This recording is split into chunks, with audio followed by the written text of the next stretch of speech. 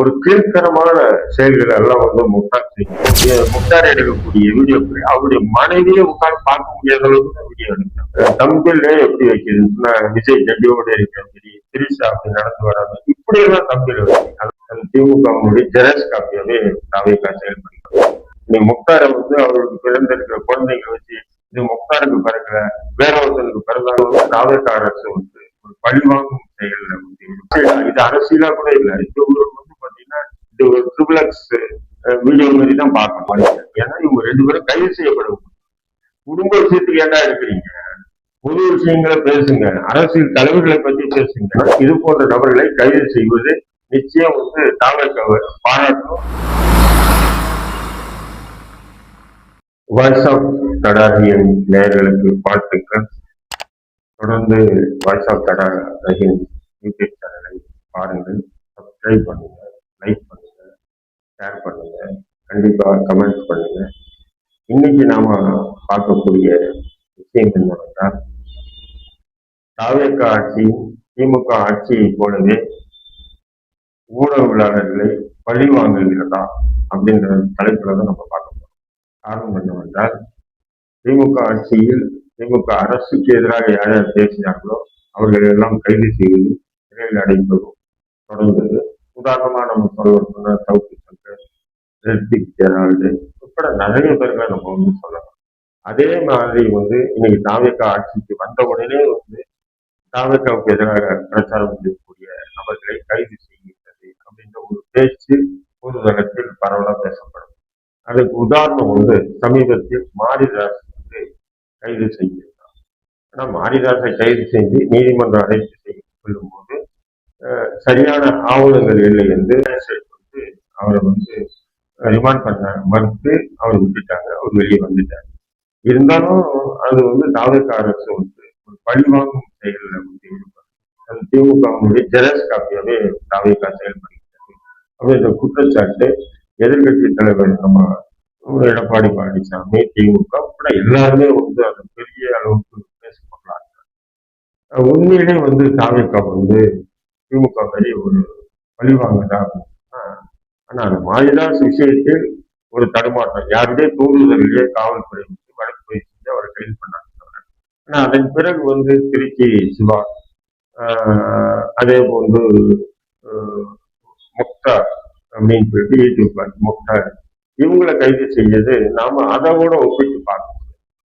ஏன்னு சொன்னா முக்தாரை பொறுத்தவரையும் அப்படின்னு சொன்னா அவருடைய யூடியூப்பை வந்து நிறைய பேர் பார்க்கணும், வியூவர்ஸ் நிறைய பார்க்க நமக்கு நல்ல வருமானம் கிடைக்கும். அதாவது நம்ம வந்து மிக குறுகிய காலங்களில் வந்து பிரபலமான ஒரு ஊடகவியலாளராக நம்முடைய சேனல் பிரபலமான சேனல்களை ஒன்றாக மாற்றப்படணுன்றதுக்காக ஒரு கீழ்த்தரமான செயல்கள் எல்லாம் வந்து முக்தார் செஞ்சவங்க. அதுக்கு உதாரணம் நம்ம சொன்னோம்னா அவர் வந்து சீமானை பற்றி அரசியல் ரீதியா விமர்சனம் செய்யலாம், அது மாற்று கருத்தல்ல. ஆனா அந்த சீமானுடைய அந்த அவருடைய பர்சனல் லைஃப்பை பத்தி ரொம்ப மோசமான இழிவான முறையில வந்து அவர் விமர்சனத்தை வச்சாங்க. அப்போ வந்து பாத்தீங்கன்னு சொன்னா அது வந்து எந்த அளவுக்கு அந்த குடும்ப பெண்கள் விஷயம், மனைவி பற்றியோ அவருடைய அந்த அந்த பெண் இந்த பெண் அப்படின்னு சொல்லி வேறே இல்லை. சரி, அது சீமான் மீது ஏதோ கடுப்பா அப்படி பேசுறாங்க. டாக்டர் ராமதாஸை பற்றி அவருடைய இரண்டாவது மனைவி அப்படி இப்படின்னு சொல்லிட்டு அது போன்ற நபர்களை எதிராக உள்ள நபர்களை அழைத்து அப்படி பேசுறாங்க. அதே போல வந்து பாத்தீங்கன்னு சொன்னா விஜயை பத்தி வந்து 2012 இது நாள் வரையும் என்னை போன்று பயங்கரமா தாக்கி விமர்சனம் பண்ணவங்க வேற யாரும் இருக்க மாட்டாங்க. அந்த அளவுக்கு விஜய்க்கு எதிராக விமர்சனங்களை பொது வெளியிட்டு பேசியிருக்கணும். காரணம் அது அவருடைய பர்சனல் லைஃப்ல நம்ம போக மாட்டோம். அது சமூக ரீதியான விஷயங்கள் இருக்கு. அவர் திரைப்படங்களை எடுத்தார், அந்த திரைப்படங்களை முஸ்லிம்களை தீவிரவாதியாக பயங்கரவாதியாக சித்தரித்து படம் எடுத்தாப்புல. அதுக்காக தான் நம்ம காட்டமா கடுமையா விஜய்க்கு எதிராக நாங்க வந்து பேசணும். ஆனா முக்தாரை பொறுத்தவரை அப்படின்னு சொன்னா திமுகவுக்கு ஆதரவாகவும் விஜய்க்கு எதிராகவும், அதாவது அந்த அவங்களுடைய பர்சனல் விஷயமா இந்த நடிகை அந்த நடிகை இந்த நடிகை குறித்து அந்த தம்பிலே எப்படி வைக்கிறதுன்னா விஜய் டெல்லியோட இருக்கிற மாதிரி திரிஷா அப்படி நடந்து வராது இப்படி எல்லாம் தம்பில வச்சு, அதாவது எப்படியாவது வந்து ஒரு பரபரப்பையும் ஒரு விதமான ஒரு என்ன சொல்றது, ஒரு சப்ஸ்கிரைபர் கூட்டணுன்றதுக்காக ரொம்ப கீழ்த்தரமான வேலைகளை வந்து செஞ்சாங்க. இதை தொடர்ந்துதான் வந்து முன்னாள் பாஜகவுடைய நிர்வாகி இருந்த அலிஷா அப்துல்லா என்கிற திருச்சி ஒரு பெண். அவங்க ஒரு ஸ்போர்ட்ஸ் மாஸ்டர். ஸ்போர்ட்ஸ், அவங்களுக்கு 2 குழந்தை பிறகுது. அந்த குழந்தை பிறகுது பாஜகவுல இருந்தாங்க. அவங்க அண்ணாமலை தலைவராக இருந்தது. அவங்க குழந்தைய 2 குழந்தைய வச்சு நிற்கிறாங்க. அதை வந்து நையாண்டி பண்ணி இந்த குழந்தை வந்து அண்ணாமலை குழந்தை எவ்வளவு பெரிய ஒரு கேவலமா இருக்கு. நீ முக்தாரை வந்து அவருக்கு பிறந்த இருக்கிற குழந்தைங்க வச்சு இது முக்தாருக்கு பிறக்கிற வேற ஒருத்தனுக்கு பிறந்தாங்கன்னு சொன்னா அவங்க மனைவியோ அவங்க அல்லது அவங்களுடைய முக்தார் உறவினர்கள் பார்த்தா எப்படி அருவருக்கத்தக்க பார்க்கணும். அப்ப அந்த மாதிரி பார்க்கறாங்க. அவங்க என்ன பண்றாங்க, ஆட்சி மாறினோடனே திமுக ஆட்சி போய் தமிழக ஆட்சி வந்த உடனே கமிஷனர் வந்து புகார் கொடுத்தாங்க. அந்த புகாரின் அடிப்படையில் தான் முக்தார் வந்து கைது செய்யப்படுறார். ஏற்கனவே நம்ம நாம் தமிழ் கட்சி ஒருங்கிணைப்பாளர் சீமான் மீதும் அசிங்கமான குற்றச்சாட்டுகளை குதூகலத்தில் வச்சிருக்காரு. அதே மாதிரி டாக்டர் ராமதாஸ் மீது வச்சிருக்காரு. அவங்க வேலையே என்ன சொன்னா இந்த வேலை தான், யாருக்கு, முக்தாருக்கு. இப்படி வந்து ஒரு கிளப்பு ஓட்டுற மாதிரி.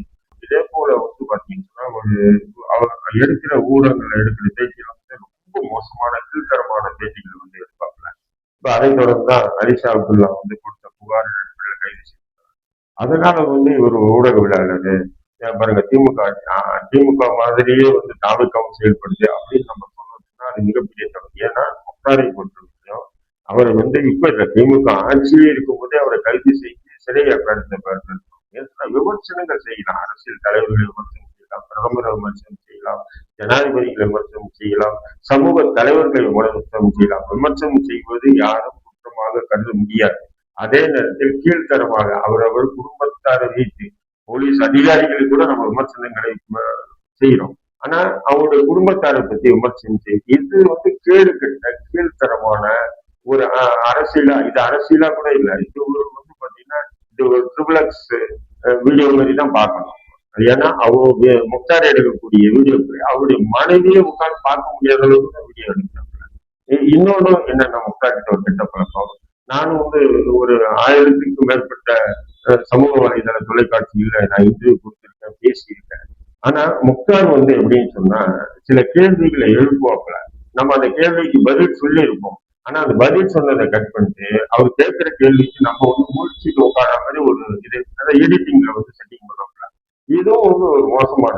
ஆரம்பத்துல முக்தார் கிட்ட இன்டர்வியூ கொடுக்கறதுக்கு அரசியல் தலைவர்கள் முதல் கொண்டு சமுதாய தலைவர்கள் முதல் கொண்டு நீ நான் போட்டி போட்டு இருந்தாங்க.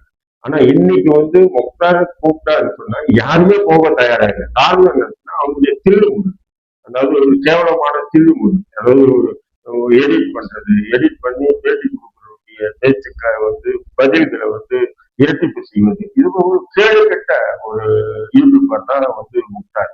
அதனால முக்தாரை கைது செய்யறதோ அல்லது திருச்சி சிவா, ஏன்னா அவருக்கு துணையா திருச்சி சிவா அவங்க கைது பண்ணதோ நிச்சயமா அது ஒரு திமுகவுடைய திமுக எப்படி செஞ்சது உறவு அதே மாதிரி தாவேக்கா செய்கிறது அப்படின்ற குற்றச்சாட்டு நான் முழுக்க மறுக்கிறேன். ஏன்னா இவங்க 2 பேரும் கைது செய்யப்படும்.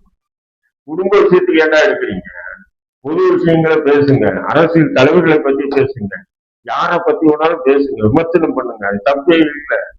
ஏன்னா விமர்சனத்துக்கு அப்பாற்பட்டவங்க எவனுமே இல்லை. எல்லாரும் விமர்சனத்துக்கு உட்பட்டவர்கள் தான். பிரதமர், ஜனாதிபதி, முதல்வர் எல்லாமே.